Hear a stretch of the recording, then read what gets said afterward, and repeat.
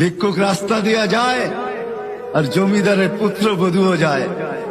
একজন সামনের থেকে আসতেছে, একজন সামনের দিকে যাইতেছে।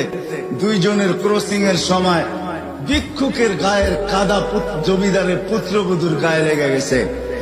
সে দুনিয়া আন্ধার করে ফেলছে, স্বামীকে ডাইকা নিয়ে আসছে, বলছে ভিক্ষুক আমার কাপড় নষ্ট করে দিছে। সে শুধু ভিক্ষুক ছিল না, বৃদ্ধ ছিল। বৃদ্ধ ছিল না শুধু, জীর্ণ ছিল, শীর্ণ ছিল। শরীরে কাপড় ছিল না, ফাটা চিরা কাপড় ছিল। পায়ে জুতা ছিল না, পেটে ভাত ছিল না। জমিদারের পুত্র সইতে পারে নাই, যৌবনী শক্তি সয় তো সয় কি কইরা। তার স্ত্রীর গায়ে ভিক্ষুকের কাদা, বস সমগ্র শক্তিকে হাতে জমা করা, একত্র করা বৃদ্ধের কালে বসায়। বৃদ্ধ কিচ্ছু বলে নাই, শুধু উপরের দিকে তাকায় দুই তিনটা শব্দ উচ্চারণ করছেন। শব্দগুলা হলো ইয়া মাল্লাহ তারা হলো ওয়ুন, ও আল্লাহ চোখে দেখা যায় না। ও তারা কুল্লা শাই, তুই সব দেখিস। ফারা তারা মা বি, তুই কি দেখিস না আমার সাথে কি ঘটতেছে, এটা কি দেখিস না?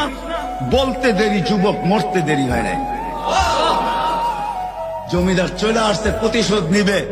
বৃদ্ধের একদিকে মুস্কি হাসি, একদিকে বলতেছে প্রেমের খেলা এমনই হয়। জিজ্ঞাসা করছে কিসের প্রেমের খেলা রে? বলছে ওর প্রেমিকার গায়ে আমার কাদা লাগছে, পায়ের কাদা লাগছে, ও সইতে পারে নাই।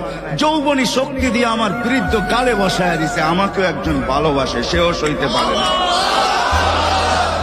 সেও সইতে পারে না। ও তো থাপ্পড় দিয়া খেলতো, সে জান নিয়ে নিছে, জান।